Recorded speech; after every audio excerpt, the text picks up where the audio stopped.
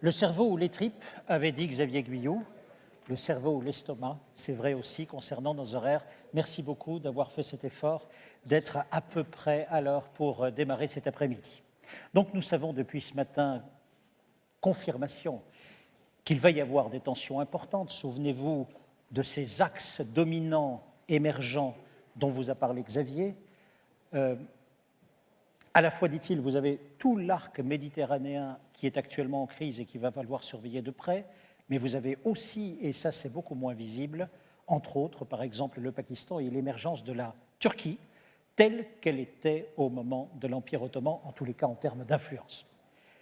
Vu également toute la transition énergétique avec la problématique de ces 15 prochaines années, comment rattraper le temps perdu, Daniel Rattard nous ayant confirmé que nous avions déjà du retard dans l'aménagement de cette transition. Reste maintenant à voir la troisième chose qui va changer, c'est l'économie. Et là-dessus, je vais vous demander d'applaudir Nicolas Bouzou.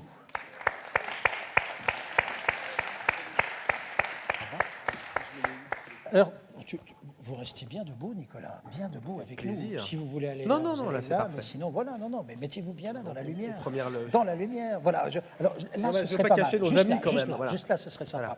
Donc, Nicolas, quand même Nicolas, qui est le patron du cabinet Asterès, que vous pouvez voir également tous les matins de la semaine dans la matinale de Canal+ depuis septembre dernier. J'espère que vous y êtes fidèles, avec des analyses toujours percutantes. Et puis, je vous le disais, auteur d'un livre qui vient de paraître ces 3-4 dernières semaines. Encore une fois, le titre est très évocateur, très poétique. On entend l'arbre tomber, on n'entend pas la forêt qui pousse, proverbe chinois. Et si vous ne l'avez pas lu, retournez sur lefigaro.fr et vous allez appeler la chronique, la dernière chronique de Luc Ferry, qui rend hommage à la vision de Nicolas, la vision qu'il a des temps difficiles que nous passons. En réalité, pas des temps si difficiles que ça, tout dépend de l'analyse que l'on va en faire. Nicolas, avec vous, on fait le tour de l'économie. Avec vous, et pas seulement, vous le voyez bien, des chefs d'entreprise sont à côté de vous, chefs d'entreprise du DLR. Ils vont également nous faire part de la façon dont ils perçoivent la réalité économique, en tous les cas, vu du point de vue de leur entreprise. Et nous aurons également plusieurs autres témoignages. Je vous les propose au fur et à mesure. Le quinquennat, souvenez-vous, s'ouvre sur 2 mots extraordinaires. Le redressement dans la justice. Alors j'espère que cette expression-là vous a parlé. Ça veut dire quoi fondamentalement, du côté socialiste bien sûr, du côté de nos gouvernants? Ça veut dire quoi, redressement dans la justice? Ça veut dire ceci, c'est un présupposé philosophique et c'est un présupposé d'analyse. Les crises que nous connaissons depuis 2008 sont dues essentiellement à un déséquilibre des richesses. Si nous voulons en finir avec les crises, il faut en finir avec le déséquilibre des richesses et du coup, eh bien, il faut rétablir de l'égalité. Voilà pourquoi, dès le mois de juillet, était engagée par le gouvernement Ayrault une politique budgétaire et fiscale à pas forcer. Politique budgétaire et fiscale que l'on retrouve également dans une deuxième version, ou en tous les cas dans un complément, aux alentours des mois d'octobre et novembre, toujours de l'année 2012. Donc aucune réduction de dépenses n'est annoncée, mais on ponctionne allègrement, ça vous en êtes bien rendu compte, le riche et l'entreprise, disons les mots clairement. Pour l'entreprise, un effort évalué à 20 milliards d'euros. Cependant, il y a eu 2 freins. Premier frein, ce sont les pigeons, souvenez-vous. S'agissant de la taxation de la cession d'entreprise, franchement, ont-ils dit, c'est impossible. Et le gouvernement, en 3 jours, recule. Et puis, il y a eu le deuxième coup de frein, ou le deuxième coup de prise de conscience, si vous voulez, c'est le rapport Gallois. Le rapport Gallois qui, dans sa partie quantitative, dit expressément il faut un choc de compétitivité, ce sont ces termes, avec un allègement de charges immédiat de 30 milliards d'euros. C'est écrit en toutes lettres. Sauf que, dans les 24 heures qui suivent, le gouvernement Ayrault dit l'exécutif n'est pas lié par le rapport Gallois. À partir de là, on arrive, après les réunions intergouvernementales, à la décision d'un crédit d'impôt de 20 milliards d'euros en direction des entreprises. Là-dessus, Nicolas, première analyse, première réflexion, politique budgétaire et fiscale d'un gouvernement. Écoutez, je vais enfoncer une porte ouverte, mais évidemment, cette politique budgétaire et fiscale a été très mauvaise. Et d'ailleurs, on est en train de revenir dessus, ce qui est quelque chose qui est plutôt positif. Mais pourquoi elle a été mauvaise? Pas sur l'objectif qui consiste à dire il faut réduire les déficits publics et même ce qui consiste à l'ériger au rang de priorité me paraît tout à fait justifié, pas pour des raisons morales, pas du tout parce que c'est mal de s'endetter, mais tout simplement parce que quand un État s'endette, eh bien, il absorbe des ressources qui sont très importantes pour financer son endettement, ce que les économistes appellent un effet d'éviction. Pour le dire de façon extrêmement clairement, aujourd'hui, les ménages mettent une très grande partie de leur épargne dans l'assurance vie, ce qui va financer l'État, alors que cet argent, qui est très abondant en France, serait sans doute mieux utilisé pour financer les fonds propres des entreprises, par exemple. Et donc, vous voyez que l'endettement est quelque chose qui, à partir d'un certain point, est nocif. Donc, il faut réduire l'endettement public. Et puis, vous avez aussi une raison plus circonstancielle, qui est le fait qu'aujourd'hui, les marchés nous font confiance à la France. Beaucoup par effet de comparaison d'ailleurs, en réalité, parce qu'ils ne placent plus leur argent dans les pays d'Europe du Sud, commencent à se méfier un tout petit peu du Royaume-Uni, voilà, donc, et l'Allemagne n'émet plus de dette. Donc finalement, ils ont le choix entre les États-Unis et la France, donc ils font un peu les deux. Mais cette confiance, il ne faut pas la perdre, parce que si demain on perd cette confiance, les taux d'intérêt sur la dette française augmenteront, et là, je peux vous dire que ce sera beaucoup plus coûteux que les ponctions fiscales que vous avez déjà dû subir. Donc il faut absolument réduire progressivement les déficits publics. Donc le débat, je dirais, ne porte pas sur l'objectif qui est absolument légitime. Sur la méthode, en revanche, le gouvernement est tombé dans un panneau pourtant qui me semblait être assez visible. Il a cru que, et il l'a défendu de cette façon d'ailleurs, il a cru que la fiscalité n'avait pas d'impact sur l'économie. C'est-à-dire qu'on pouvait augmenter la fiscalité, certes ça ferait sans doute râler un peu, mais au fond ça n'aurait pas d'effet. Or, les économistes savent depuis le début des années 80 que la fiscalité, elle a un effet sur l'économie. Et elle peut même avoir un effet extrêmement pervers. Alors, ce qu'on appelle, nous, l'effet Laffer, parce qu'Arthur Laffer, pour la petite histoire, était l'économiste qui avait expliqué ça à un futur conseiller du président Reagan. À l'époque, c'était en 1980. Il avait dessiné ça, lui avait expliqué ça sur une nappe de restaurant, pour l'anecdote. Et ce que montrait bien Arthur Laffer, c'est que, en réalité, au-delà d'un certain niveau de taux de prélèvement obligatoire, les recettes fiscales diminuent.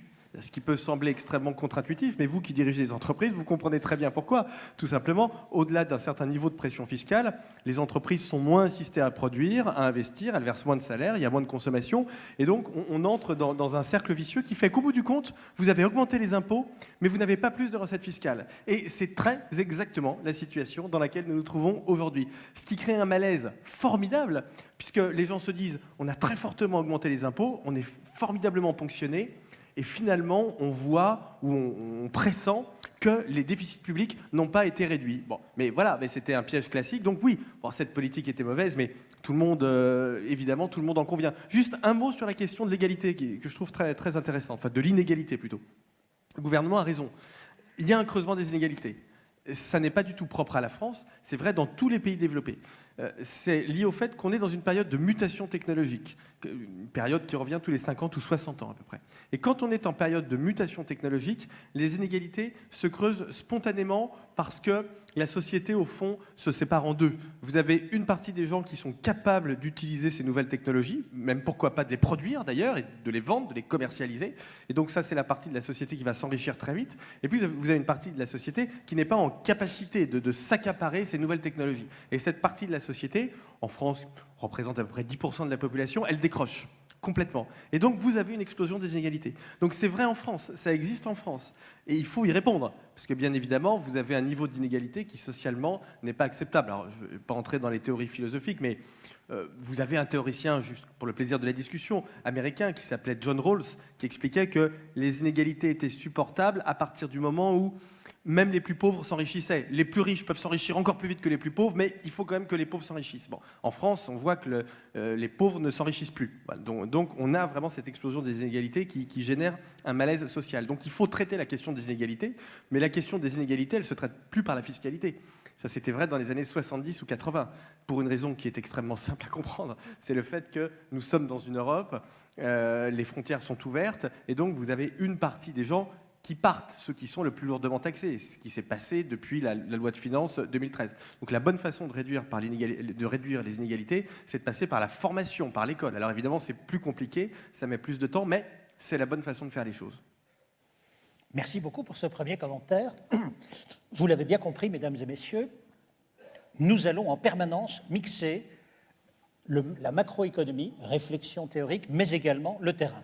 Premier témoignage, j'aimerais que nous partions à Goussainville, chez France Truck. Nous sommes au nord de Roissy, entreprise spécialisée dans la manutention lourde. Les clients de France Truck sont entre autres Areva, EDF, c'est un loueur. France Truck, 44 millions de chiffre d'affaires, 57 salariés. Alain Stroh, bonjour, directeur financier et administratif. Voici la question.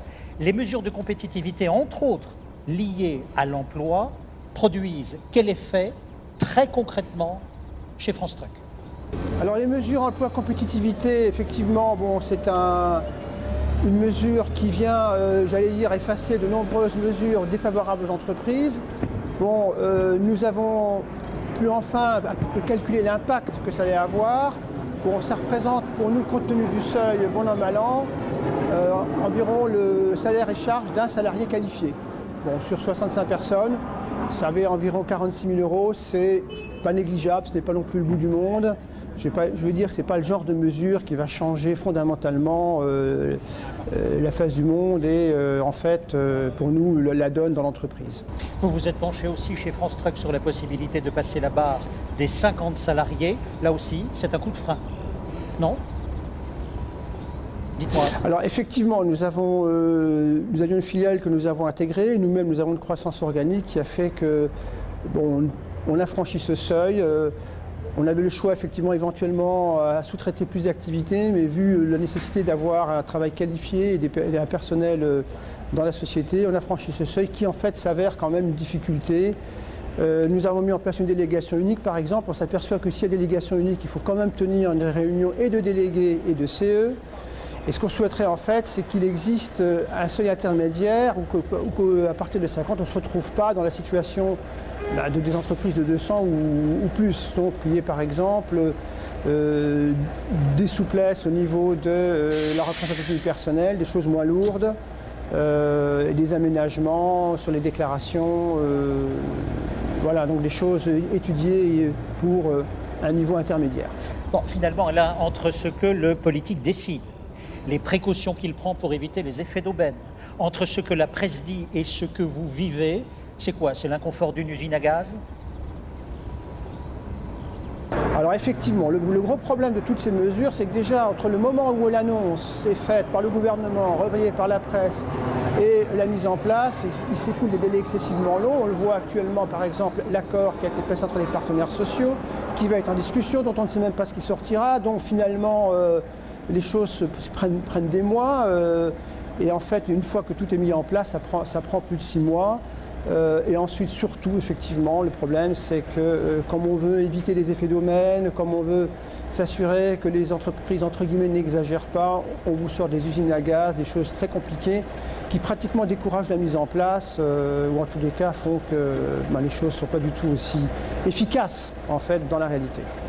Alain Stroh, directeur administratif et financier de France Truck, qui finalement fait appel à un choc de simplification. Enfin, s'il est venu un peu tard, celui-là.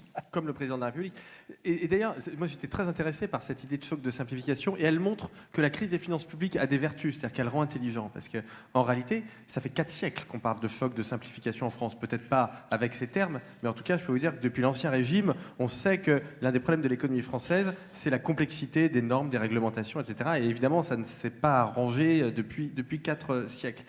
Et c'est très intéressant qu'on en arrive à cette idée, parce qu'en réalité, les recettes traditionnelles pour augmenter la croissance économique jusqu'à il y a 5 ans, jusqu'à la crise de 2008-2009, c'était la relance budgétaire. C'est-à-dire que c'était soit on diminue les impôts, soit on augmente la dépense publique, ce qui peut se faire de différentes façons. En 1981, on avait fait ça en augmentant les minima sociaux, ce qu'on appelle les revenus de transfert. Après, on a plutôt eu tendance à le faire par la relance des infrastructures. Bon. Mais le schéma d'ensemble était toujours le même. Aujourd'hui, on ne peut plus le faire. Voilà, donc on est coincé, et on n'a pas de croissance, pas d'argent public, et on a du chômage. Donc comment faire? La seule façon de faire, c'est de passer par la modification de la réglementation. Et la conférence de presse du président de la République sur le logement était très intéressante, parce qu'elle était très novatrice en réalité. Le président de la République nous dit, en réalité, pour débloquer le marché du logement, pour débloquer le marché de la construction, il faut limiter les recours juridiques, ce en quoi il a tout à fait raison, et il faut mettre en place un moratoire sur les normes. Alors là, on pourra en discuter, parce qu'à mon avis, moratoire, c'est pas suffisant, parce que vous pouvez faire un moratoire sur des normes et en créer d'autres. Bon, mais enfin, allez, on va quand même être indulgent. L'idée est très bonne. Et une semaine après, c'est-à-dire lors de son intervention télévisée de la semaine dernière, il a généralisé cette idée, qui me paraît extrêmement féconde. Donc, sur le plan intellectuel, je trouve que c'est une idée qui peut être efficace. Ça ne coûte pas d'argent public et c'est efficace. Voilà, donc il faut en être conscient.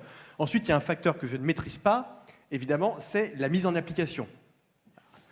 Ça, évidemment, pas d'informations là-dessus. Mais du strict point de vue intellectuel, c'est très bien. Question toute simple, Nicolas. Pour organiser un choc des simplifications, faut-il légiférer ? Alors, on va se dire les choses clairement. Pour orchestrer un choc de simplification, il faut surtout diminuer les effectifs dans la fonction publique. C'est ça le problème. Bah oui, puisque les gens, puisque vous avez comment dire, la complexité, c'est quelque chose qui est formidable puisque c'est le chiffre d'affaires de la fonction publique. Donc, si vous diminuez une partie de ce chiffre d'affaires, vous êtes obligé de diminuer les emplois dans la fonction publique. C'est ce qui me fait dire, mais je me trompe souvent, donc soyez pas inquiets avec ce que je vous raconte, mais c'est ce qui me fait dire que peut-être que ce choc de simplification ne sera pas un choc, mais quelque chose qui sera étalé sur une trentaine d'années. C'est comme le choc de compétitivité. Le mot choc est revenu à la mode, et puis bon, voilà. Je vous sens, comment dire, bouillonnant. Voulez-vous réagir? Avez-vous une question? Avez-vous un témoignage? Vraiment, c'est votre congrès, ne l'oubliez pas. Du tout, ce n'était que des commentaires. Bon, sinon, vous n'hésitez pas. Bien sûr, encore une fois, c'est votre congrès. Si vous voulez réagir, si vous voulez interpeller Nicolas, sans aucun problème, vous pouvez le faire. Donc, je peux juste dire un mot sur ce qu'on a vu sur l'accord sur le marché du travail, que je trouve très, très intéressant. Parce que on va en reparler, mais oui. On va en reparler. Oui, on va en reparler. Bon, évidemment, oui, non, parce que c'est très important, bien sûr. C'est l'une des grandes mesures.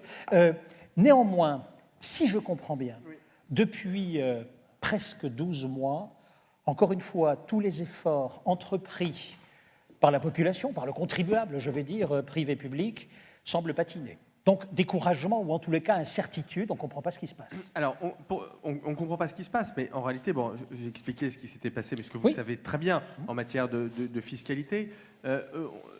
La vérité, c'est que le problème, il n'est pas intellectuel. On sait très bien ce qu'il faut faire pour réduire les déficits publics de façon durable, sans affecter la croissance. Et d'ailleurs, on commence à y venir. Il faut faire une réforme des retraites, il faut faire une réforme de l'assurance maladie, il faut revoir un peu la structure institutionnelle de la France en simplifiant un peu et en coordonnant, surtout, en ordonnant la prise de décision au niveau des collectivités locales. Donc on sait très exactement ce qu'il faut faire. La difficulté, c'est que le gouvernement, mais pas celui-là, de tous les gouvernements, considère que le coût politique est supérieur au gain économique. Donc tant que vous êtes dans cette équation, évidemment, même si vous savez ce qu'il faut faire, vous ne le faites pas. C'est parfaitement rationnel. Le coût politique devient inférieur au gain économique quand vous avez une crise qui est extrêmement grave.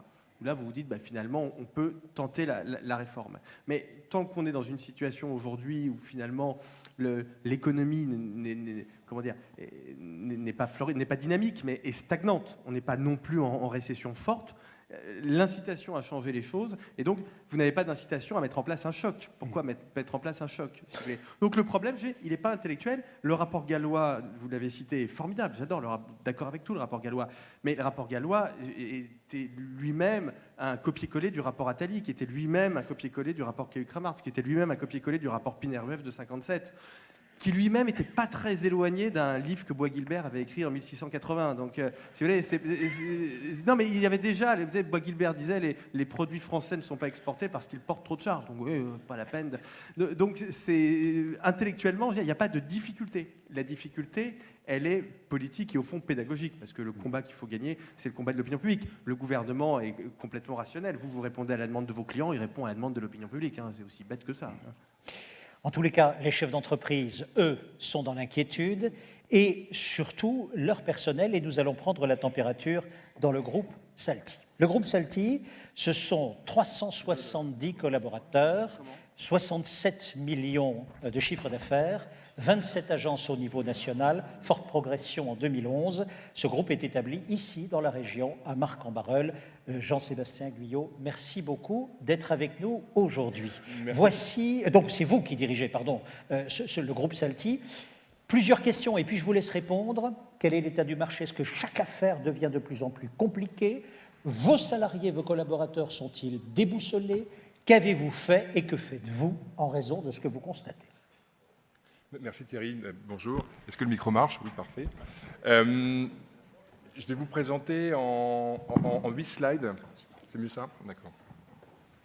Alors, mon objectif est de vous montrer une posture, un exemple de posture face à la crise. Je ne sais pas si c'est le bon, mais j'aimerais le partager avec vous. Ça tient en 8 slides, je vais vous montrer là. Et pour conclure, il y a une petite vidéo qui dure 90 secondes qui expliquera un petit peu ce que j'ai voulu vous exposer. Donc, Salty, en quelques mots, sur la slide suivante. Salty, c'est 360 collaborateurs, c'est aujourd'hui 28 agences, 4 spécialités, l'élévation, l'énergie, le BTP et le rabotage. Et puis c'est surtout 63 ans d'expérience, c'est-à-dire une création en 1950. Et moi-même, ainsi que mon frère Jean-Christophe qui est là, nous sommes la 4e génération d'entrepreneurs. Et ça, nous en sommes fiers. Qu'est-ce que la crise a changé? Eh bien, la crise, clairement, a eu un impact très fort sur nos salariés. Pas un jour sans entendre parler de perte d'emploi, fermeture d'usines, licenciement. Et ça, l'impact est catastrophique. Ça génère une incertitude économique. La photo illustre très bien mon propos. Et ce n'est pas propice, bien sûr, à la santé de mes équipes, de vos équipes, mais ce n'est pas non plus propice à préparer nos entreprises par rapport au challenge qu'on a vu ce matin. Si le stress domine, on ne peut pas réfléchir, on ne peut pas faire de perspective sur le long terme. Alors, moi j'ai mobilisé les atouts de Celti. Un des premiers atouts, effectivement, c'était le fait d'être une entreprise familiale, mais chaque entreprise a ses propres atouts. Également, le fait d'être très centré autour de l'humain, loueur au service des hommes. Et donc, on a changé de posture.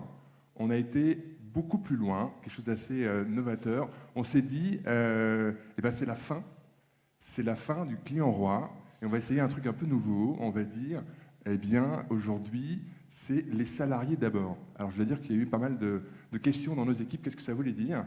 Et finalement, la posture a été plutôt efficace.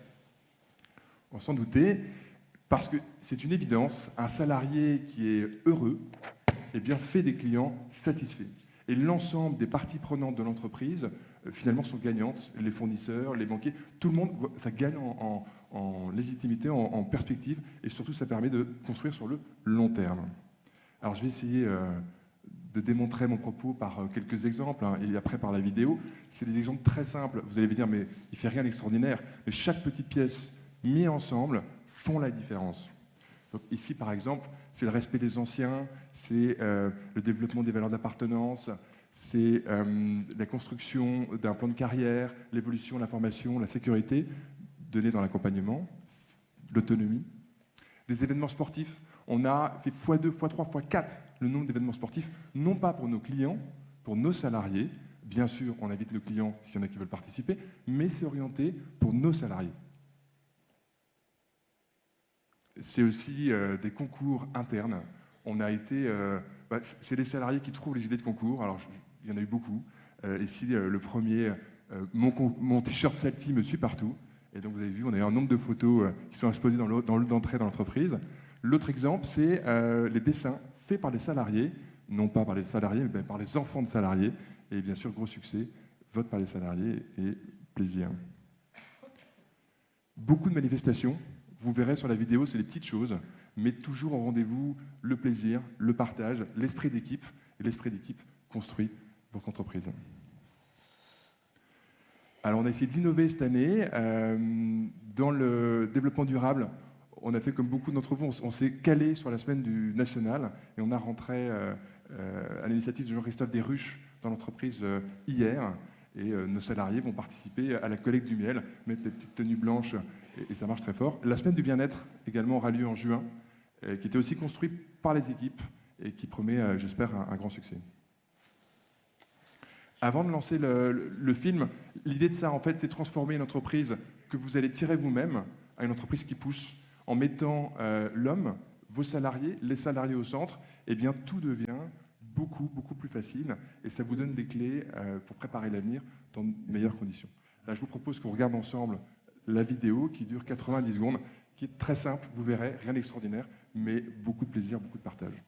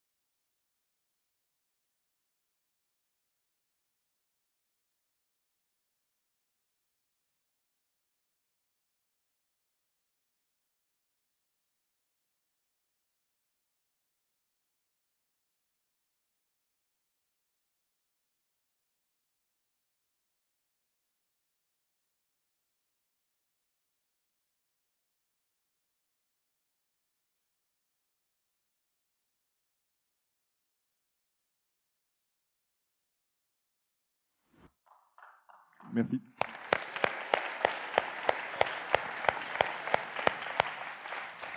Merci beaucoup pour cette dose d'optimisme. On voit bien que les visages sont généreux, qu'ils sont épanouis, sourire. J'ai quand même une question. Et la vidéo était montée exprès pour aujourd'hui, c'était pas une vidéo préparée uniquement pour aujourd'hui. Bien sûr, bien sûr. Voici ma question. Parfait. Un groupe d'hommes qui pousse l'entreprise. Et néanmoins, l'entreprise avance-t-elle plus vite? Est-ce chiffrable? Je ne dis pas, je ne veux pas dire ici, vous êtes cynique et vous voulez avancer comme ce... Non, non, pas du tout. Est-ce que le fait que les gens soient bien, qu'ils soient heureux, qu'ils soient ensemble avec toutes les grandeurs et les vicissitudes de la nature humaine, est-ce que néanmoins c'est chiffrable? On voit bien que l'entreprise avance plus vite. En tout cas, moi je crois que sur la durée, c'est forcément gagnant. Aujourd'hui, l'année 2012 n'a pas été excellente et on est dans la moyenne de nos confrères. C'était par contre très bon l'année précédente. Mais je suis persuadé que c'est un facteur de long terme. Et ça, moi, ça me plaît, ça correspond à mes valeurs, à mon image. Ça fait combien de temps que vous avez mis en place cela? Alors la génération précédente avait déjà très fort cette notion humaine, donc on n'a rien inventé, mais on a surtout réorganisé, bien expliqué. Et cette notion, les salariés d'abord, je vous assure qu'elle transforme l'entreprise, hein, c'est un choc important. On l'a fait en plusieurs temps. Je dirais il y a 3 ans, ça s'est vraiment mis en place, pour répondre de façon concrète. En plusieurs temps, vraiment le troisième temps qui est plus rapide. Merci beaucoup en tous les cas pour votre témoignage, pour l'optimisme et puis pour la simplicité de l'ensemble. Merci beaucoup. Nicolas, est-ce que dans votre expérience, puisque vous travaillez avec pas mal de chefs d'entreprise d'autres secteurs, avez-vous déjà vu des tendances identiques à celles-ci? Rendons les hommes heureux ensemble avancent plus vite. Oui, mais ça, je pense que c'est une tendance qui est assez générale. Alors, je ne veux pas dire par là que toutes les entreprises y adhèrent, mais c'est ce qu'on appelle, nous, le capital humain, au fond. Et on voit très bien que dans les déterminants de la compétitivité, alors non seulement d'une entreprise, mais d'un pays, de toute façon, un pays ne fait rien d'autre qu'agréger la compétitivité des entreprises qui le composent, on voit bien que ce capital humain qui est un ensemble de choses qui sont extrêmement immatérielles, hein, c'est la formation, c'est l'ambiance dans l'entreprise, c'est la volonté de travailler ensemble, on voit bien que ce capital humain, en effet, a un rôle tout à fait important dans l'entreprise. Et évidemment, les difficultés de 2008-2009, et qui se sont prolongées dans une moindre mesure après, ont constitué un stimulus important pour ça, parce que c'est la vertu de la crise. Vous savez, moi j'ai coutume de dire, je suis marxiste au sens, je suis matérialiste, c'est-à-dire que je pense que ce sont les conditions matérielles des gens et des entreprises qui modifient leur façon de réagir, parfois leur façon de penser. Et là, on voit bien que les difficultés conjoncturelles, les difficultés en termes de chiffre d'affaires pour certaines entreprises, les ont amenés à repenser leur façon de fonctionner. Donc de ce point de vue-là, ça a été positif. Et d'ailleurs, ce qui est intéressant, c'est que dans les périodes de croissance forte, comme ça a été le cas dans votre secteur, je parle sous votre contrôle jusqu'au 4e trimestre 2008, on parlait assez peu de ces sujets, puisque quand tout va bien, c'est l'un des grands problèmes de la stratégie d'entreprise. Hein. Je consacre un chapitre à Darwin dans le livre, parce que les périodes de croissance, les périodes où tout va bien, sont absolument dramatiques pour les entreprises, puisque... Oui, j'ai fini, t'inquiète pas. Thierry regarde sa montre. Puisque quand tout va bien, on n'a pas d'incitation à changer. D'accord ? Le problème, c'est que l'environnement lui-même change. Et il y a une phrase que j'entends souvent dans le monde de l'entreprise et qui est anti-darwinienne, au sens où l'entreprise doit s'adapter à son contexte, c'est « on ne change pas une stratégie qui gagne ». Stratégie qui gagne, il faut tout de suite réfléchir à la changer, parce que et si elle gagne, elle gagne pas dans l'absolu, elle gagne en accord avec l'environnement. Et donc on voit bien que c'est ce que vous avez fait quand l'environnement change, et bien vous changez aussi la stratégie. Et c'est ça qui est très bien. Il faut en faire la pédagogie, parce que parfois ça peut être, les équipes peuvent se dire mais c'est quoi ces gens qui changent d'avis? On a fait ça pendant 10 ans et maintenant, ben oui, mais l'environnement lui-même a changé. D'accord. En quelques chiffres, les fondamentaux de l'économie française, ça donne quoi? En quelques chiffres, rappel. Alors, l'économie française a une grande chance, c'est qu'il y a un tissu d'entreprise qui est fort et qui est relativement compétitif dans ce qu'on appelle sa composante hors prix. C'est-à-dire qu'il y a de l'innovation, il y a de la créativité.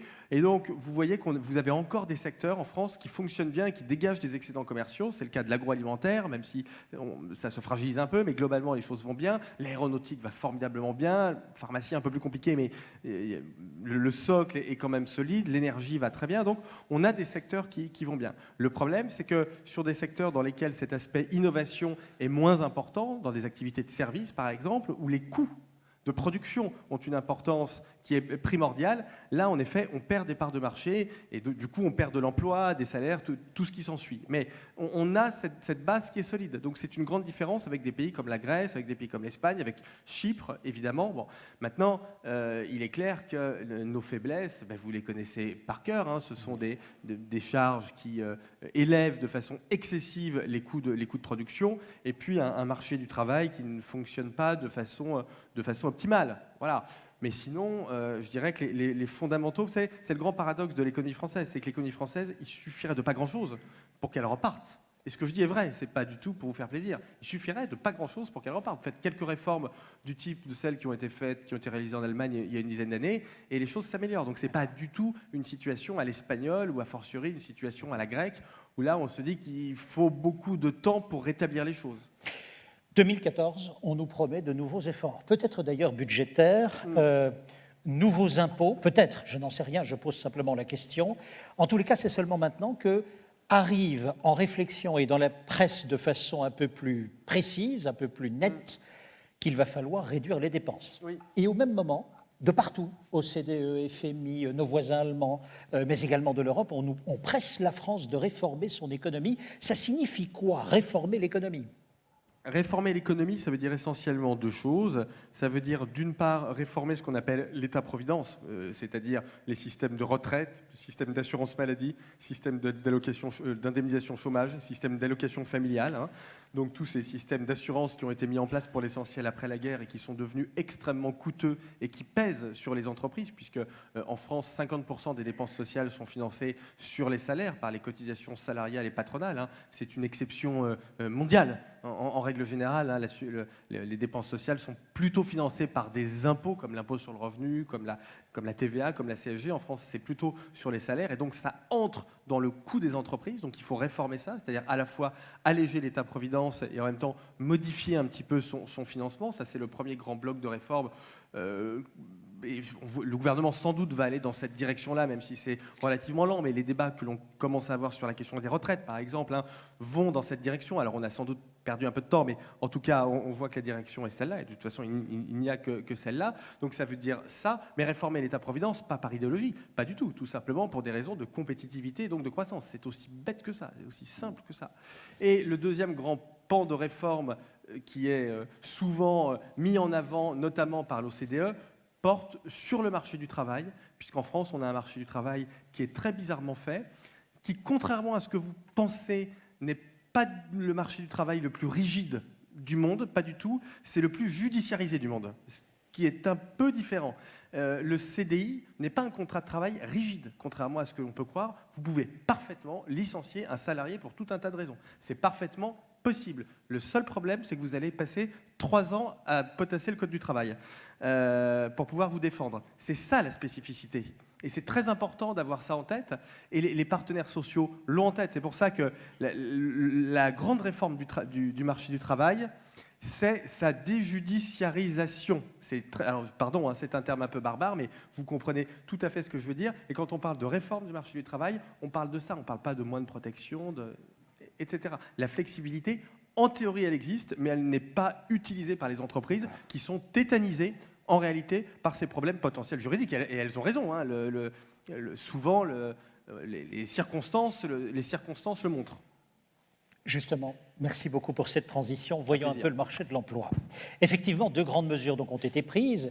Ce qui est actuellement en débat au Parlement, le résultat de ces fameuses discussions entre les partenaires sociaux, plus de flexibilité, également plus de protection. Oui, très bien. Mais juste en 2 mots, évidemment, c'est nanométrique par rapport à ce qu'il faut faire, mais c'est un nanomètre qui va très clairement dans la bonne direction.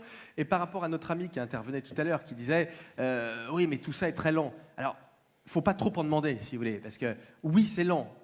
En Corée du Nord, c'est plus rapide. Mais on reste quand même dans une démocratie, si vous voulez. Hein, et le gouvernement a utilisé la bonne méthode, qui consiste à passer par les partenaires sociaux, et qui consiste maintenant à expliquer aux parlementaires qu'il ne faut pas trop modifier ce qu'ont fait les partenaires sociaux. Donc il est normal que ça prenne du temps, si vous voulez. Donc il vaut mieux des réformes qui vont mettre 6 mois et même 1 an à se mettre en place et qui vont dans la bonne direction, plutôt que de mauvaises réformes. Je pense que c'est ça ce qu'il faut avoir en tête. Et là, très clairement, on a un peu renoué le dialogue social. Alors d'autant plus, vous avez suivi ça, qu'un nouveau syndicat est devenu représentatif, ce qui, à mon avis, est très important. Donc là aussi, les choses vont dans la bonne direction. Trop lentement, mais dans la bonne direction. J'aimerais un témoignage là-dessus. Partons, si vous le voulez bien, à Morangis, en région parisienne. Nous partons au sud d'Orly, sud de la région parisienne, entreprise CEL dirigée par Isabelle Vigneault, loueur, location de matériel TP, 13 salariés, 3,5 millions de chiffre d'affaires. Isabelle, merci d'être avec nous dans ce congrès. Le recrutement, pour vous, est-ce une opération plutôt compliquée? Voilà la question. Très compliqué, au niveau des mécaniciens notamment. Peu de jeunes s'intéressent à nos métiers et d'autre part des personnes qui ont une expérience. On a eu un cas récemment qui est parti à la retraite mais qui peut aujourd'hui cumuler son emploi avec sa qualité de retraité qui est revenu travailler donc. Quant aux jeunes, pour vous donner un exemple, on a un apprenti actuellement en mécanique qui fait partie du centre de formation Tecoma où je crois à peu près il y a une vingtaine de jeunes pour préparer un bac pro sur les 3 ans. Donc en gros 7 jeunes par niveau d'études par an. Donc c'est difficile, d'autant plus difficile pour une PME parce que on n'est pas connu, donc forcément les jeunes ne viennent pas vers les PME qui ne connaissent pas. On ne peut pas non plus communiquer, on n'a pas les moyens de communiquer sur nos entreprises, donc il est effectivement difficile de recruter. Donc pourtant le gouvernement a pris 2 mesures, contrat de génération, accords partenaires sociaux. Vous sentez-vous plutôt concerné, peu concerné, pas concerné? Peu concerné dans le sens où je pense que l'État, enfin les collectivités ne sont pas proches des PME. Je pense qu'il y a un manque de transversalité, on va dire, entre les collectivités et les PME. Il y a un manque de connaissances. Les pouvoirs en place ne connaissent pas la problématique des PME, la gestion, le personnel, les soucis environnementaux, etc. Que faudrait-il pour que ça marche, pour que ça tourne, pour vous aider? Je pense avant tout qu'il y a un intérêt porté envers les PME de la part de nos politiques en place, pas les ministres, loin de là, mais tout ce qui est politique territoriale, qui s'intéresse davantage aux problèmes des PME, de tous les secteurs. Il y a très peu d'hommes politiques qui viennent voir les entreprises pour leur demander comment ça se passe tous les jours. Isabelle Vigneault, à la tête de CEL, en région parisienne, à Morangis. Il nous faut plein de petits Montebourg partout, c'est ça qu'il faut? Dites-moi. Enfin, en tous les cas, on dirait que la fracture entre l'entreprise d'un côté et d'autre part, l'homme politique de terrain. Non, mais je trouve que écoutez, je vais vous étonner, mais je trouve que le jugement est un peu sévère. Je vais le dire autrement, les présidents de région connaissent bien mieux, alors ça va peut-être vous inquiéter, mais les présidents de région connaissent bien mieux l'économie et les entreprises que les ministres. Donc c'est une façon de répondre à la question, mais je crois qu'il y a une vraie volonté, au contraire, dans les régions, de mettre en place des actions qui seront très positives pour les entreprises. Les régions agissent beaucoup dans le domaine des transferts de technologies, elles mettent en place des parcs d'activités, elles essaient d'attirer de prospecter, parfois elles emmènent des entreprises à l'étranger. Bon, les régions en France ont des moyens extrêmement limités. Les collectivités, vous savez, on parle toujours des dépenses des collectivités locales, mais c'est bullshit. Les collectivités locales ne représentent rien en France, d'accord ? Vous avez un ratio par rapport à l'Allemagne, les ratios sont de 1 à 10. Une région allemande dépense 10 fois plus par habitant qu'une région française. Donc les régions françaises ne sont rien, mais parce qu'on est dans un État centralisé, mais quand elles mènent des actions économiques, moi je travaille pour les régions, donc je connais bien ça, et quand elles mènent des actions économiques, quand les conseils régionaux sont motivés, ce qui est le cas dans beaucoup de régions, en Bretagne, en Aquitaine, en Midi-Pyrénées, vous avez vraiment une volonté de bien faire les choses. Et je crois au contraire que la décentralisation, qui est un sujet qui est aussi en discussion, qui prend un peu de retard, parce que le travail gouvernemental, quand ça se complique à tous les niveaux, donc ça prend du retard, mais il y a une volonté de donner davantage de pouvoir aux régions, et je pense que, et c'est pas du tout par rapport à Arnaud Montebourg, mais je pense qu'il est plus utile d'avoir des régions qui ont une feuille de route et des moyens clairs pour essayer d'agir en matière de développement économique, de financement des entreprises, comme ça se fait beaucoup dans d'autres pays, de transfert de technologie, de mise à disposition de foncier, de choses comme ça. C'est beaucoup plus utile que d'avoir un ministère de l'Industrie. Je caricature, mais je pense qu'il faut plutôt aller vers ça. C'est plus efficace. La valse des milliards continue. Vous l'avez évoqué tout à l'heure, Nicolas. Par exemple, les retraites doivent être réaménagées. Le dossier revient dans l'actualité. Mais également, le commerce extérieur doit être comblé. Peut-on, de façon générale, évaluer les chantiers à venir ? Tout ce qu'il y a à faire. Oui, bien évidemment, c'est même assez simple. Et je crois qu'il y en a 3 principaux qui sont en cours. Donc, comme je le disais tout à l'heure, il y a la question de l'État-providence, c'est-à-dire pour l'essentiel retraite et maladie. Alors retraite, c'est extrêmement simple, c'est une réforme qui est uniquement paramétrique. La retraite, il faut mettre la durée de cotisation à un niveau qui équilibre le système. C'est aussi bête que ça se fait sur un fichier Excel en 3 secondes. Donc vous arrivez à peu près à 65 ans. Donc la question, c'est comment, en moyenne, on arrive à 65 ans en mettant en place la pénibilité, des choses comme ça. Mais je dirais que tous les pays du monde ont fait ça. Il n'y a pas un seul pays du monde qui a réussi à faire autrement. Et donc, la France fera comme ça aussi. Et c'est très bien. L'espérance de vie progresse très rapidement. Ce qu'on appelle l'espérance de vie en bonne santé progresse encore plus rapidement que l'espérance de vie. Et donc, il n'y a aucune raison de ne pas faire progresser l'âge de départ en retraite ou la durée de cotisation, peu importe, on tourne autour du pot. Il n'y a aucune raison de ne pas faire progresser ça. La question de l'assurance maladie est un peu plus compliquée. Le gouvernement alors, commence toujours par le plus facile. Il s'attaque aux allocations familiales. C'est un vrai sujet. D'ailleurs, c'est très intéressant. En 2 mots, cette question d'allocation familiale, parce que comprenez bien qu'on est en train complètement de changer de système. On était sur ce qu'on appelle un système universel, c'est-à-dire que tout le monde profitait de la même façon des allocations familiales et, par exemple, de l'assurance maladie, et on est en train d'entrer dans un système de solidarité, au fond, où seuls les gens qui ont des revenus modérés ou des revenus moyens profiteront de ce système et plus des autres. Donc on bascule d'un État-providence un peu calqué sur de l'assurance à un état de solidarité, si vous voulez, donc qui aura un champ plus réduit. Donc on peut contester ça, mais en tout cas, on est vraiment en train de changer de modèle et c'est très intéressant. Donc ça, c'est le premier chantier. Bon, deuxième chantier, c'est la réforme de la compétitivité. Juste un mot peut-être sur le crédit impôt compétitivité emploi, parce que là aussi, vous avez à la fois, évidemment, c'est une mesure, il aurait été plus simple, très honnêtement, de baisser les charges sociales ou de faire une TVA sociale. Bon, on ne l'a pas fait pour des raisons politiques, mais c'était beaucoup plus simple de faire ça. Et plus rapide. Et beaucoup plus rapide. On passe par un système qui a un peu les mêmes effets, mais qui est beaucoup plus complexe. Bon, c'est un système, la philosophie est la bonne, bien évidemment, c'est-à-dire faire financer par la consommation l'effort de compétitivité, c'est une bonne idée. Et là encore, tous les pays du monde, en réalité, sont en train de faire un petit peu ça.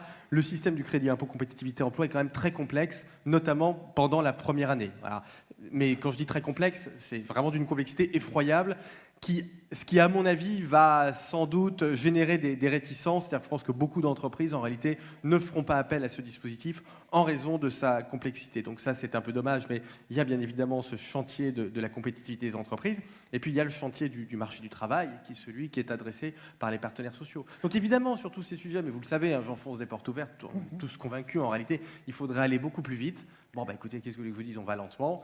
Ce qui est très paradoxal, et je ne le souhaite pas bien évidemment, mais c'est que plus les difficultés s'accroissent, et notamment plus la situation du marché du travail devient difficile, plus les réformes s'accélèrent dans un sens qui est un sens positif. Dans cela que je disais qu'il faut avoir une conception matérialiste.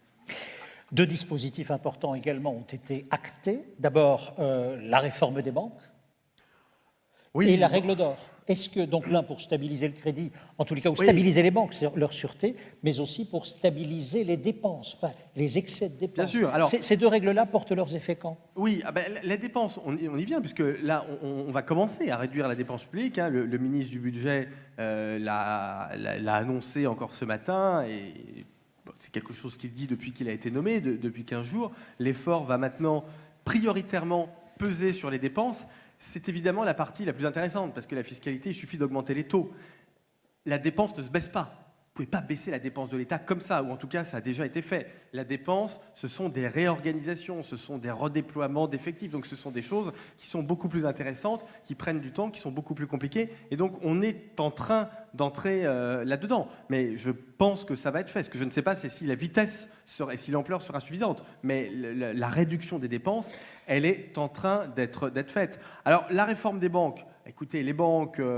on est en train d'essayer, enfin le gouvernement essaie de séparer ce qui relève de la banque de dépôt, hein, c'est-à-dire l'intermédiation de l'épargne. Vous allez voir votre banque, elle le reprête à une entreprise, ça c'est la partie banque de dépôt, et la banque d'affaires, c'est-à-dire les interventions sur les marchés financiers pour le compte de clients, qui souvent sont des entreprises, ou pour le compte propre de la banque, hein, pour elle-même, si elle veut spéculer sur les marchés. On essaie de séparer les deux.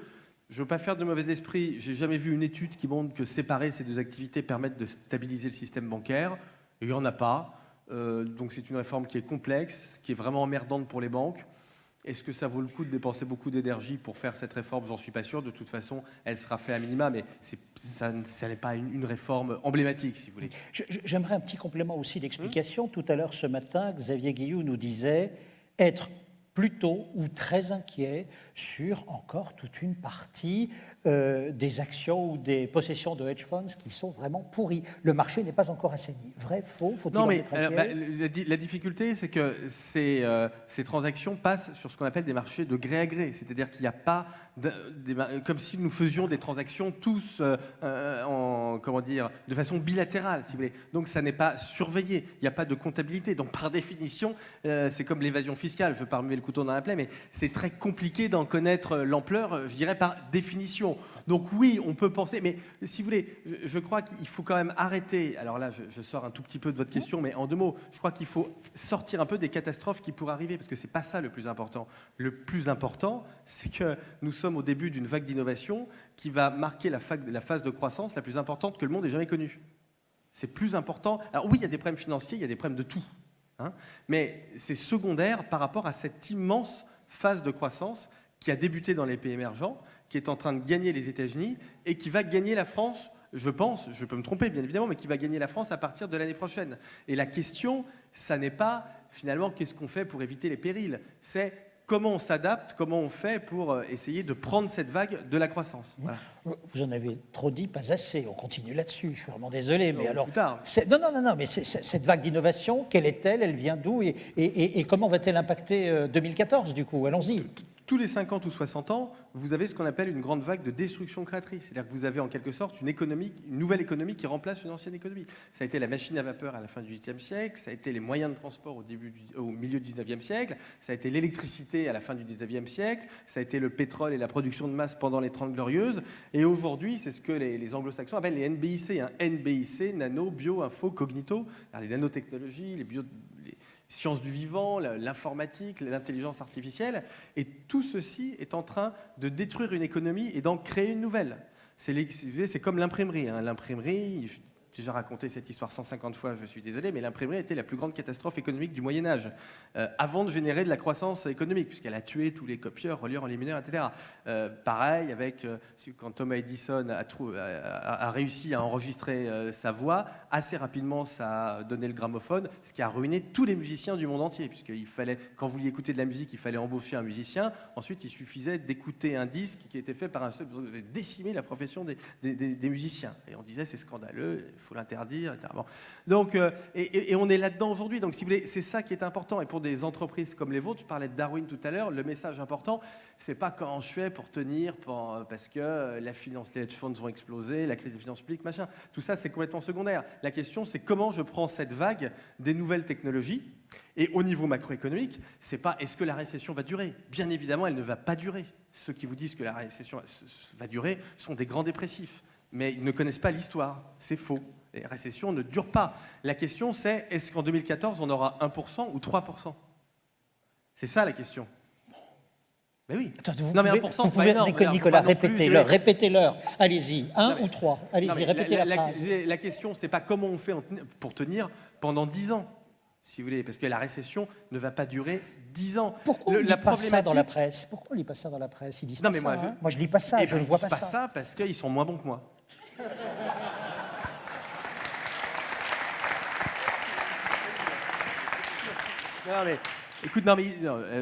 Ils disent pas ça parce que la France fait une dépression nerveuse collective et que quand vous avez quelqu'un qui fait une dépression nerveuse, ce qu'il veut s'entendre dire, c'est qu'il a raison d'être au lit, que les gens sont méchants, etc. Voilà. Et donc nous, on vit ça au niveau collectif. Mais c'est pas vrai. Le monde va très bien, l'économie mondiale va très bien. Je ne veux pas égrener des chiffres, mais il n'y a jamais eu aussi peu de pauvres, il n'y a jamais eu aussi peu d'enfants mal nourris, on n'a jamais vu qu'aussi bien longtemps, etc. Donc il faut arrêter de dire qu'on est un monde en crise. C'est faux, c'est une nannerie, c'est une bêtise. On a un problème d'adaptation à ce monde. Parce qu'on est au début d'un cycle d'innovation. Et alors, ce n'est pas dans votre secteur, mais pour vous donner, pour vous donner une idée, tout ce qui, moi, je travaille beaucoup sur l'économie de la santé, notamment sur le domaine de la génétique, tout ce qui est médecine préventive, décoder le génome, c'est-à-dire empêcher les maladies de survenir. Quand vous fabriquez des médicaments, ça ne fait pas votre affaire, si vous voulez. Donc voilà, donc c'est ça, et la problématique, c'est je fabrique des médicaments, demain on bascule dans la médecine préventive, qu'est-ce que je fais? C'est ça les vraies problématiques pour les entreprises. C'est vous, étant donné l'état des technologies, étant donné ce qu'on peut anticiper en matière de Xavier Guilloux en a parlé, de décalage du bas, de décentrage du monde, c'est comment je m'adapte à ça. C'est ça les vraies problématiques. Donc on va avoir de la croissance va revenir, d'accord ? Mais ce sera une croissance qui sera une croissance de destruction créatrice, ce sera une croissance avec plein de nouvelles entreprises et plein de vieilles entreprises qui disparaîtront. Justement, donc on aura besoin du crédit. J'aimerais là-dessus un exemple, un témoignage sur cet aspect. J'aimerais que nous rejoignions Philippe Papin à Vitry-les-Reims. Philippe Papin, président-directeur général du groupe AMP Financière, spécialisé dans la vente de matériel lourd, entre autres. Là, nous vous rejoignons dans votre siège à Vitry-les-Reims, mais vous êtes également installé dans la région lilloise, 55 millions de chiffre d'affaires. Les banques sont-elles actuellement actrices de votre développement ou bien jouent-elles plutôt le rôle de frein, s'agissant du crédit ? Tout à fait. Notre principal frein est l'accès par nos clients, les très petites entreprises et petites entreprises, à leur propre accès au crédit, au financement des gros matériels que nous vendons. Et cette difficulté d'accès, alors qu'il n'y a pas de raison particulière aujourd'hui, ces entreprises ne sont pas en plus mauvaise santé aujourd'hui qu'elles l'étaient hier. Donc pourquoi ce frein au crédit? Les banques n'ont jamais fait de cadeau particulier à ces très petites entreprises dans le domaine des garanties. Donc on ne comprend pas cette restriction, alors que les banques ont connu des problèmes de trading, elles n'ont pas connu des problèmes à travers les financements faits sur ces entreprises-là. Donc effectivement, ce frein à l'accès au crédit est pour nous un très très gros problème. Comment comprendre les choses? Le marché est difficile parce que le crédit se tend, ou le crédit se tend, donc le marché devient de plus en plus difficile? Il ne peut pas dissocier les deux. Les deux sont vrais. Le marché est difficile, donc les banques deviennent plus rigides, mais d'une certaine manière, ils sont aussi un énorme frein au marché à l'heure actuelle, puisqu'on a beaucoup de clients qui doivent remplacer, parce que les matériels sont en bout de vie, et qui doivent remplacer leurs machines et qui n'ont pas accès à ce crédit-là. Alors Philippe Papin, j'aimerais qu'on examine quand même deux conséquences. Première conséquence, c'est l'emploi. Êtes-vous actuellement en capacité d'embaucher? Et néanmoins, vous ne le faites pas à cause du crédit, précisément. Disons qu'aujourd'hui, sans parler d'employés en plus, au moins ce serait un effet réducteur de crise, dans la mesure où ça nous permet de maintenir nos structures, de ne pas abîmer nos structures tant humaines, matérielles que financières, et de maintenir en l'état nos outils, simplement en maintenant un niveau de fonds sérieux. Alors, deuxième conséquence, précisément, c'est le développement de votre entreprise. Clairement, pourriez-vous la développer, pourriez-vous investir? Et cependant, de nouveau, le crédit manquant, le risque étant trop grand, vous ne le faites Disons pas. que l'absence de ces lignes de crédit nous retire la visibilité sur notre marché. Et de ce fait-là, du fait de l'absence de visibilité, certains développements qu'on a envisagés et qu'on a même prévus, qui sont dans les cartons, sont aujourd'hui bloqués, ralentis. Et que c'est un véritable frein au développement. Bon, Philippe Papin, quelle solution? La solution, malheureusement, notre capacité financière est somme toute limitée, comme je l'ai dit, donc ça peut venir que par nous. Recapitaliser nos sociétés, c'est possible, mais dans des tranches tout à fait modérées et limitées. Donc actuellement, nous sommes plutôt dans une impasse. Bon, Philippe Papin, président-directeur général du groupe AMP Financière.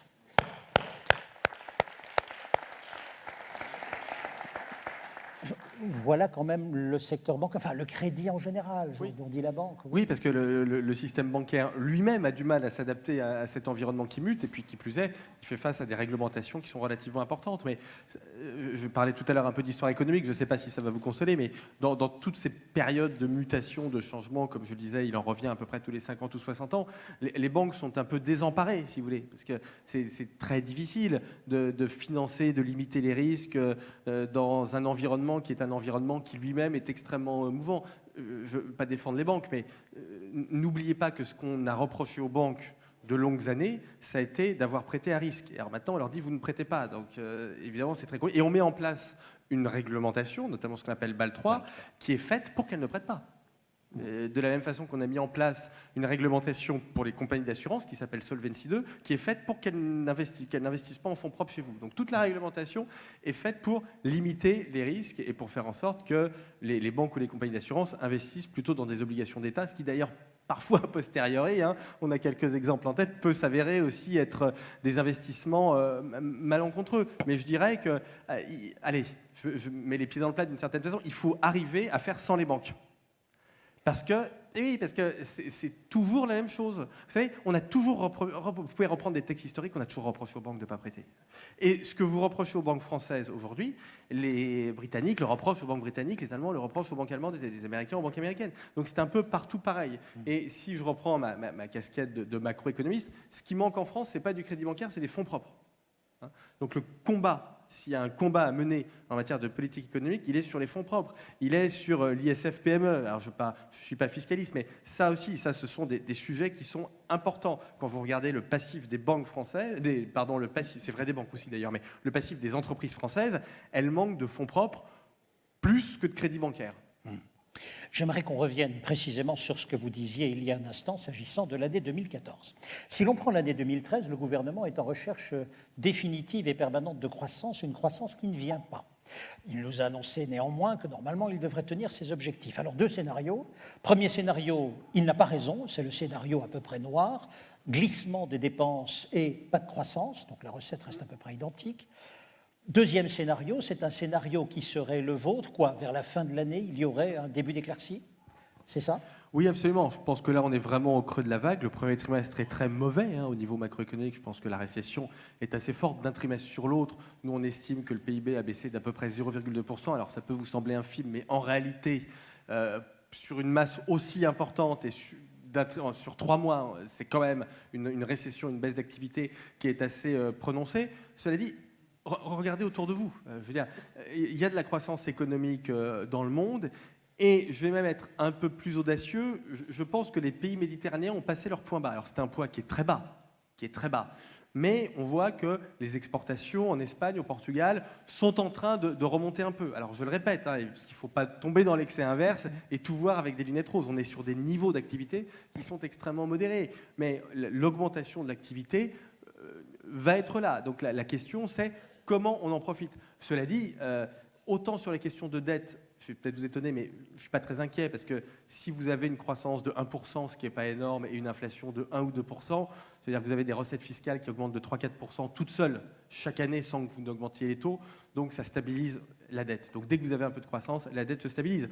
Le vrai sujet, c'est le sujet de l'emploi, parce que si par contre vous avez 1% de croissance, là vous restez avec vos 11% de chômeurs, si vous voulez, et ça ne bouge pas, et ça évidemment c'est problématique, parce que le fait d'être au chômage n'est pas grave. On pourrait avoir 25% de chômeurs, c'est pas intéressant en soi, c'est pas un problème. Ce qui est problématique, non, c'est pas du tout un problème, même 30%, c'est pas. Ce qui est problématique, c'est le chômage de longue durée. C'est-à-dire que vous pouvez avoir 5% de chômage avec que du chômage de longue durée, c'est dramatique, et 30% de chômage avec des gens qui restent au chômage 15 jours, et vous ne le voyez pas. Et la difficulté de la France, on a 11% de chômeurs, c'est beaucoup, mais vous avez beaucoup de pays qui sont à plus. Par contre, dans ces 11% de la population active, pas tout à fait la moitié, mais pas loin de la moitié est au chômage depuis plus d'1 an. Et ça, c'est dramatique, parce que les gens qui sont au chômage depuis plus d'1 an, vous ne les remettez pas dans l'entreprise. Déjà, vous râlez contre les gens que vous embauchez, alors que ce sont des gens qui ont des diplômes, qui savent lire et écrire. Et déjà, vous trouvez qu'ils sont nuls. Alors, quelqu'un, si vous voulez, il y a les fautes dans les CV, etc. Alors, quelqu'un qui est au chômage depuis plusieurs années, c'est pire. Voilà.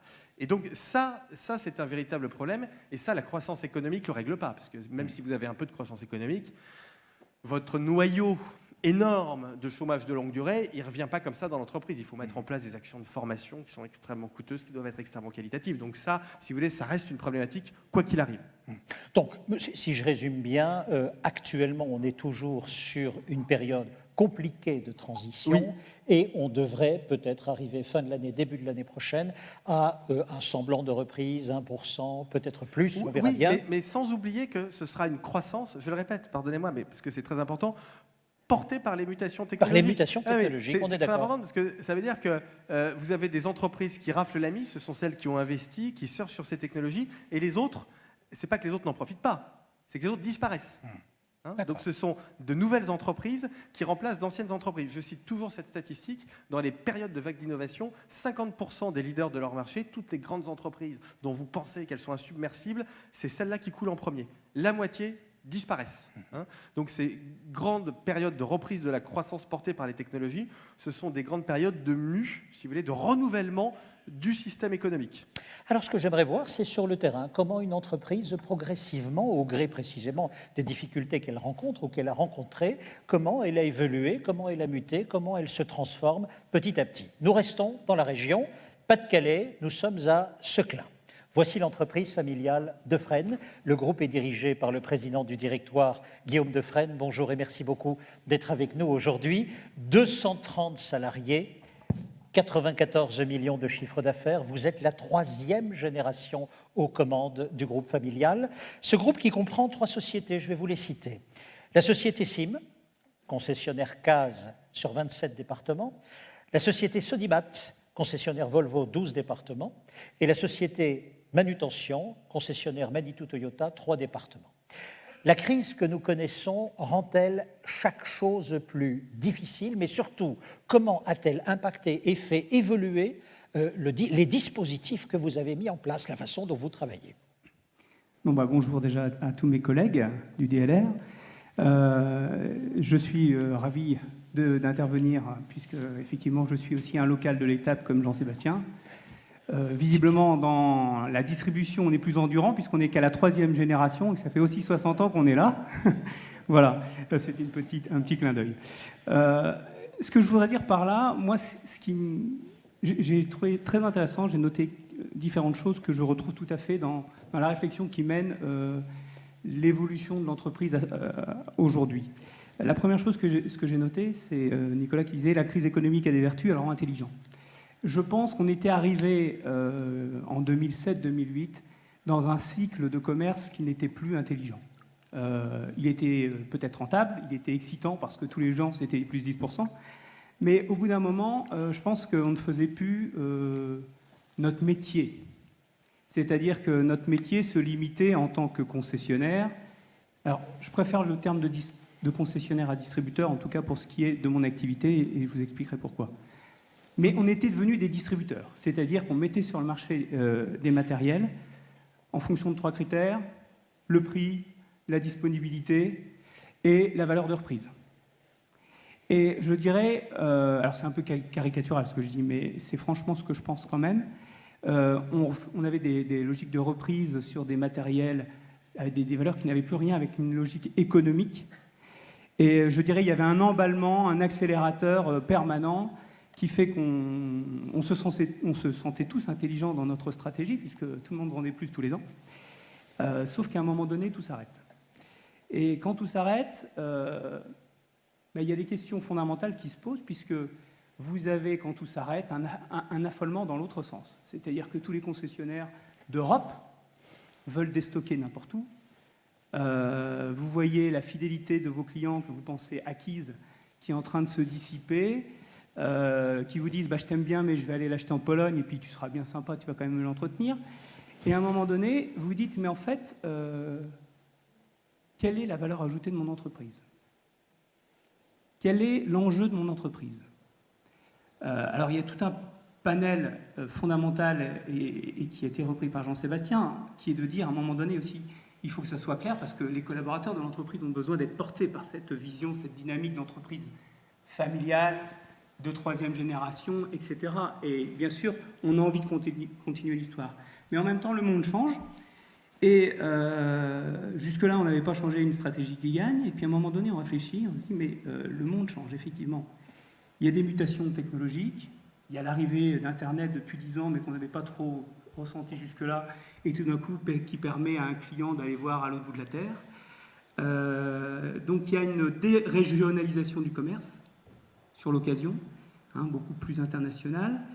Vous avez aussi des clients, dont certains sont peut-être dans la salle, qui commencent à s'éloigner de nos concessions, même en termes de services, pour des raisons peut-être parfois de prix. Et vous dites, mais en fait, la valeur ajoutée de mon entreprise, c'est quoi? Et je crois que cette crise, elle est fondamentale pour la survie de notre métier de concessionnaire. Voilà. Elle n'est pas facile, elle est difficile, elle oblige à se remettre en cause. Mais aujourd'hui, pour moi, c'est assez clair. La valeur fondamentale d'un concessionnaire, c'est d'être proche de son client et pas seulement d'être un distributeur de matériel. Et là, une fois que je dis ça, vous allez me dire, il n'a pas inventé l'eau chaude quand il a dit ça, mais ça entraîne une réflexion de fond qui est de dire, mais ok, j'ai des clients qui peuvent avoir accès à Internet. Oui, ok, j'ai des clients qui veulent pas rentrer dans une logique purement économique du business et qui veulent toujours essayer de me faire reprendre des machines au prix d'or alors qu'elles ne le sont pas. Et à un moment donné, bah, effectivement, il y a la question de dire mais la pérennité, elle passe déjà par une activité rentable. Et aujourd'hui, on voit que nos clients, je ne voudrais pas être mal interprété, mais je dirais s'associer à cette intelligence qui est de dire notre business model change.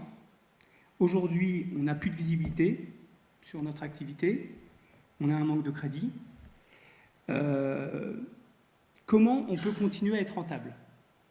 Pour être rentable, eh ben, il faut peut-être maîtriser mieux ses coûts.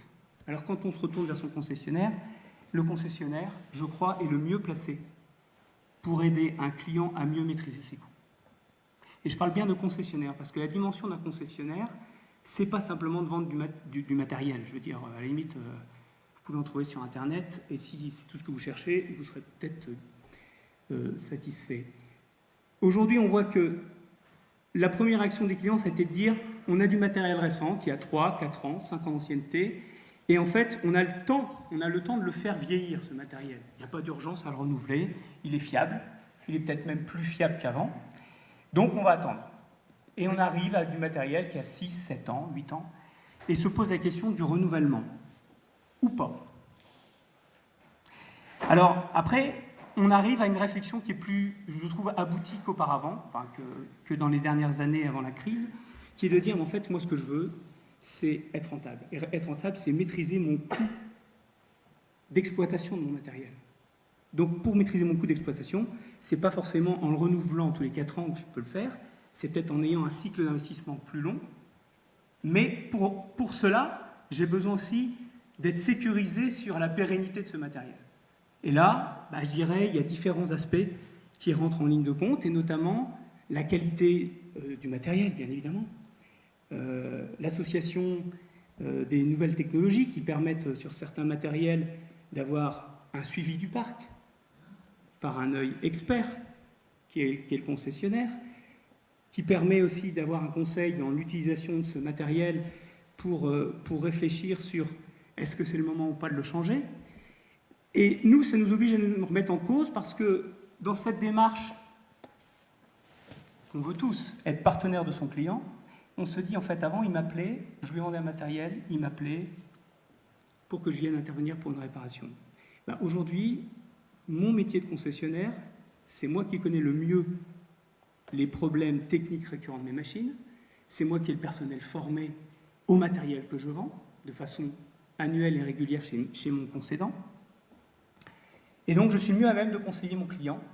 Et il faut que je change ma culture d'entreprise pour remettre au centre de cette organisation, pas un instant de la vie de la relation client, qui est le moment de la vente, mais qui est de dire, on va être ensemble 7 ans. Voilà. Et donc, quand j'ai un client, enfin, quand j'ai plutôt un commercial, qui vient me dire, j'ai 3 000 € d'écart, je lui dis, c'est une belle affaire d'avoir 3 000 € d'écart sur un prix de vente. Mais est-ce qu'on a analysé le coût d'entretien de ce matériel, les nouvelles technologies qu'on peut apporter en termes de consommation, etc. Et je veux dire, c'est une remise en cause de notre métier en profondeur, enfin, en tout cas, la façon dont on le vit au sein du groupe de Fresnes, qui est de dire, il faut qu'on raisonne sur des cycles plus longs, parce que de toute façon, là où je pense que dans notre métier, on n'aura pas, à court terme, à 2-3 ans, un renouvellement ou un retour à un cycle très court d'investissement pour toutes les raisons qui ont été évoquées. Donc on doit travailler plus l'accompagnement et redéfinir en fait le projet d'entreprise autour de ces nouvelles données. En fait. Et cette réflexion-là a commencé quand? 2008, 2009, c'est ça? C'est dans ces... Vous savez, on n'est pas des fonctionnaires, mais parfois on a des lourdeurs aussi. Je pense que dans un premier temps, on a été plutôt attentiste à se dire il y a un creux, on va attendre, ça va passer. En 2009, on nous disait 2010 ça va reprendre, puis 2011 ça va reprendre. Et puis effectivement, je pense qu'à un moment donné, se pose une question différente, qui est de dire mais attends, moi je n'ai pas le temps d'attendre éternellement, il faut que j'assure une rentabilité à mon activité, il faut que j'assure le développement de mes fonds propres pour accompagner les clients, et pour relever ces défis du coût d'exploitation de la machine au client. Parce qu'il y a plusieurs aspects. Il y a la partie, bien sûr, un bon matériel, un bon prix, on est d'accord. Il y a la partie, je dirais, accompagnement du client qui est fondamentale. C'est-à-dire que moi, aujourd'hui, je veux pouvoir dire à un client, mais ton problème n'est pas de savoir si j'ai 3 000 € de plus sur un prix de vente. Ton problème, c'est de dire, quand une machine s'arrête, elle a arrêté une journée, 2 jours. Non, une journée, hein. En tout cas dans le compte de Fresnes, on essaye. Voilà. Et le coût, ce n'est pas que le coût de l'intervention, c'est le coût de l'immobilisation de la machine. En tant que concessionnaire, je veux être à même de pouvoir maîtriser ce risque et d'accompagner mon client en allant jusque la mise à disposition d'un matériel, le remplacement d'un matériel, tout ça bien sûr dans un cadre rentable, équilibré et prévu au départ. Voilà. Cette réflexion-là a-t-elle du coup modifié, comment dire, l'aisance de l'entreprise, la façon maintenant d'y travailler, et également l'état d'esprit de chacun des collaborateurs, puisque maintenant je dois me projeter sur une relation longue avec le client de l'entreprise? Oui, et je dirais en termes de service, c'est une évolution aussi, puisque c'est un pas qu'on connaît déjà plus dans la manutention ou dans l'industrie, mais nous étions dans des métiers où bon nombre de clients nous appelaient quand ils avaient besoin de nous. Aujourd'hui, on doit être proactif sur le conseil et l'accompagnement. Et c'est vrai que c'est un peu une révolution intellectuelle pour nos équipes. Ça ne remet pas en cause leur savoir-faire, ils ont toujours ce savoir-faire, sauf qu'il faut anticiper les choses pour minimiser le coût d'exploitation du matériel au client. Et ça, c'est vrai que c'est une nouvelle approche. J'ai une dernière question. Vous êtes une entreprise familiale, ça veut dire, j'imagine, que quand vous vous retournez, vos anciens avaient mis en place l'entreprise avec un certain nombre de visions et de valeurs. Aujourd'hui, vous êtes en train de faire muter la façon d'appréhender le marché par vos collaborateurs. Avez-vous l'impression de tourner le dos à ce qui vous a été donné ou bien êtes-vous fort de ce qui a déjà été construit? Non, moi j'ai vraiment pas l'impression de tourner le dos aux valeurs qui ont porté le développement de notre groupe. Les valeurs ont toujours été la proximité de la relation client et je dirais la simplicité et la franchise dans cette relation client. Ce qui a changé, je dirais, c'est effectivement cet environnement qui s'est ouvert avec Internet, avec tous les nouveaux modes de communication, qui fait qu'effectivement le client a pu avoir accès à d'autres sources d'informations qui lui ont donné d'autres approches de réflexion. Et pour moi, ça remettait un peu en cause la façon traditionnelle qu'on avait de faire. Et je me dis, mais effectivement, demain, un matériel, on peut le trouver sur Internet, peut-être une pièce également. Quelle est ma vraie valeur ajoutée? Et ma vraie valeur ajoutée, c'est d'accompagner le client dans la maîtrise de son coût d'exploitation et dans le conseil. Voilà. Et je crois que ce n'est pas du tout renier les valeurs qui ont fondé la mise en place du groupe depuis 60 ans. Merci beaucoup, Guillaume Defresnes, pour votre témoignage.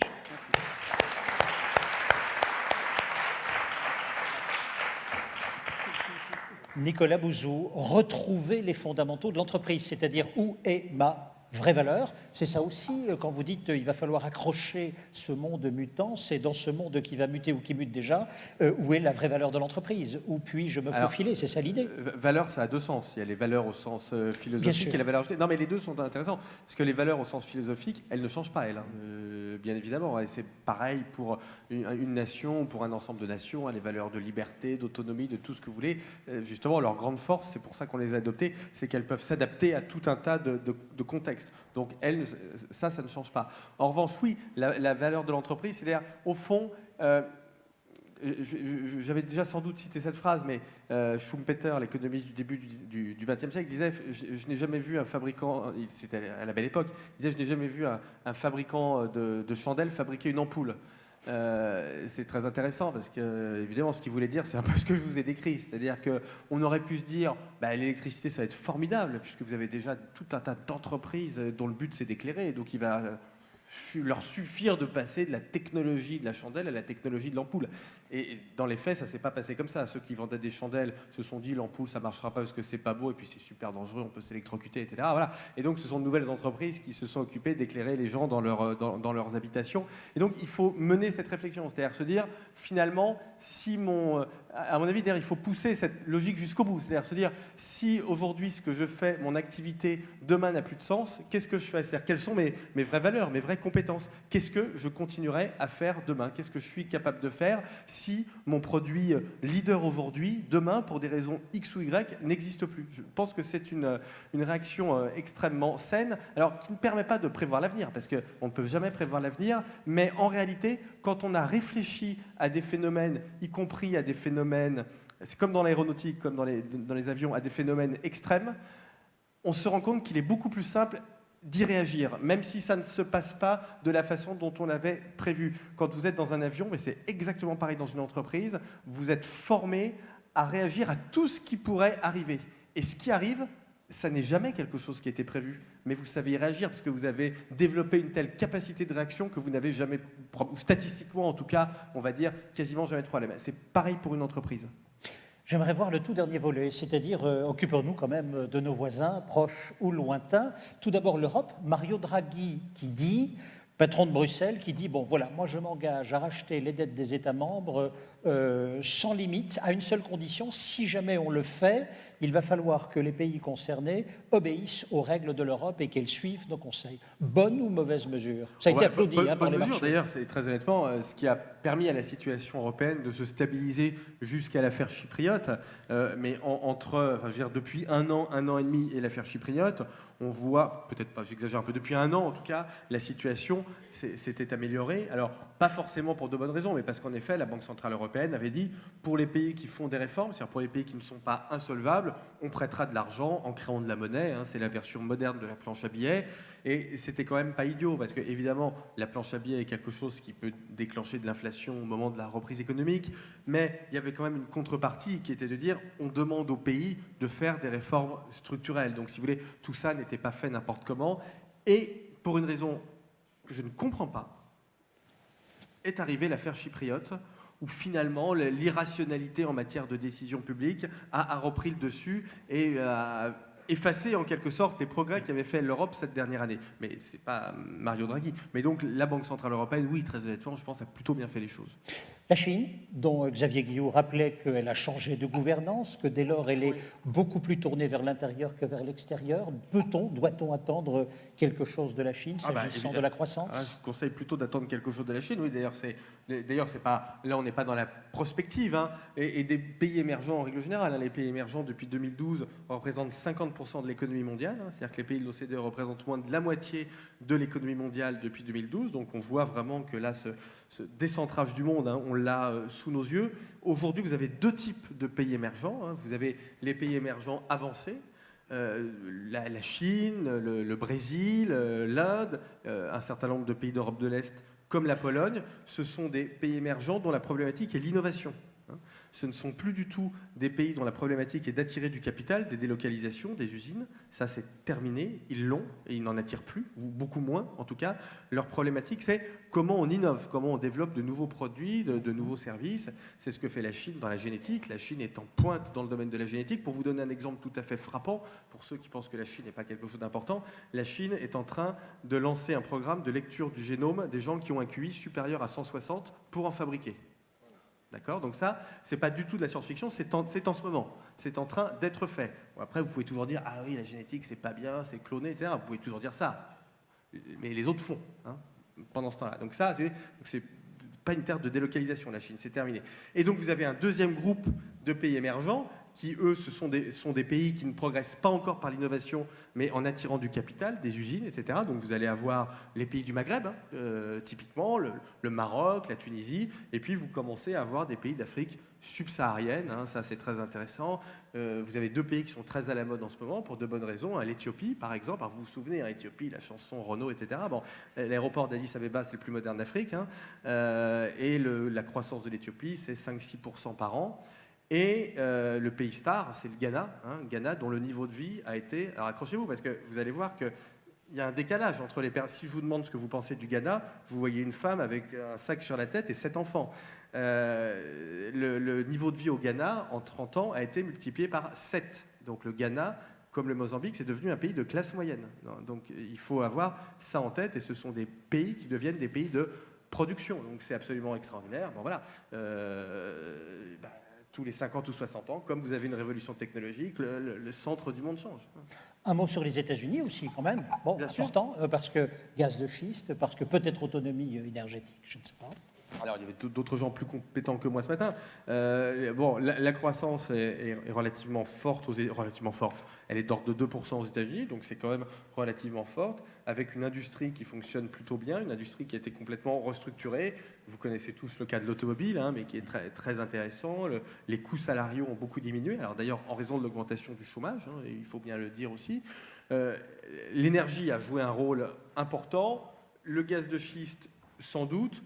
Le pétrole aussi, beaucoup, puisque les États-Unis aujourd'hui exploitent de nouveaux gisements pétroliers, qui sont d'ailleurs plutôt dans le nord du pays, ce qui a un effet, ça va faire rêver certains d'entre vous, mais colossal sur le secteur des travaux publics, puisque quand les gisements de pétrole changent de place, je peux vous dire que derrière, il faut que les infrastructures suivent. Donc tout ceci a un impact. Donc les Américains sont dans un entre-deux, si vous voulez. Ils ne sont pas dans la situation de pays émergents, évidemment, qui ont des taux de croissance de 4 ou 5% ou plus, mais ils ne sont pas non plus dans la situation de l'Europe. Mais globalement, les choses quand même ont plutôt tendance à s'améliorer. Le chômage diminue, reste élevé, mais il diminue de l'ordre de 1 point par an. Et j'ai un tout dernier point, c'est Espagne, Grèce, Italie, bon, nos voisins, et puis aussi ceux avec qui on commerce, parce que plus Oui, bien mieux sûr. ils se porteront, mieux on se portera. Alors, pas sûr, mais non, parce que, en fait, ces pays ont fait ce qu'on appelait autrefois une dévaluation. Sauf que ça peut paraître bizarre, puisqu'ils n'ont pas de monnaie. Alors, comment est-ce qu'on peut dévaluer sans monnaie ? Eh bien, il y a 15 ans, on diminuait la valeur du taux de change, ce qui diminuait le prix des exportations. Aujourd'hui, on diminue le prix des exportations sans diminuer la valeur du taux de change, puisque la monnaie, c'est l'euro. C'est-à-dire qu'on diminue les coûts et les prix. Donc ça fait exploser le chômage, parce qu'on vire beaucoup de gens, mais au bout du compte, l'impact est le même. C'est-à-dire qu'aujourd'hui, dans beaucoup de secteurs, y compris dans le BTP, vous voyez que les prix en Espagne, par exemple, ont beaucoup baissé et font concurrence à des pays comme la France. C'est pour ça que les bons esprits qui vous disent il n'y a pas de problème de coût du travail en France, il faut simplement être plus intelligent, plus créatif, etc., c'est faux. Vous le savez bien, mais il faut faire cette pédagogie-là. C'est les deux. Il y a un problème d'innovation, même si en réalité on est bon quand même dans ce domaine-là quand on regarde les enquêtes internationales. En revanche, il y a évidemment un problème de coût. Donc il vaut mieux que la situation s'améliore. Je peux juste dire un mot sur Chypre rapidement, parce que ce qui s'est passé à Chypre est incroyable en réalité. C'est complètement irrationnel et c'est terrible. C'est-à-dire que l'Eurogroupe et la Commission européenne et le FMI, ce qu'on appelle la Troïka, ont eu comme idée, pour recapitaliser les banques chypriotes, d'aller chercher de l'argent directement sur les dépôts bancaires. Ce qu'un étudiant de 2e année de Sciences Éco, en principe, sait qu'il ne faut pas le faire, puisque ça déclenche ce qu'on appelle des bank runs, c'est-à-dire que les gens vont chercher leurs dépôts, ce qui met le système bancaire en faillite, là, pour le coup. Et alors, ce qui est encore plus bizarre, baroque, dans le cas de Chypre, c'est que, du coup, des pays qui, demain, pourraient demander l'aide de la Troïka parce qu'ils ont une crise des finances publiques, risquent de ne pas le faire, parce que du coup, les gens risquent de se dire « Oh là là, mais attention, ils vont prendre de l'argent sur mes dépôts, donc alors, vous pouvez mettre votre argent en Suisse, je rappelle que c'est tout à fait légal si vous le déclarez, mais vous pouvez mettre de l'argent en Suisse, c'est parfaitement légal, voilà. Mais en tout cas, les gens risquent d'aller chercher l'argent de leurs dépôts et donc de mettre en difficulté les banques. Donc cette affaire chypriote a été un fiasco de bout en bout. Bon, la situation des pays du sud d'Europe méditerranéenne reste extrêmement fragile et précaire, mais je pense que le point bas est passé. Mesdames, Messieurs, Nicolas Bouzou.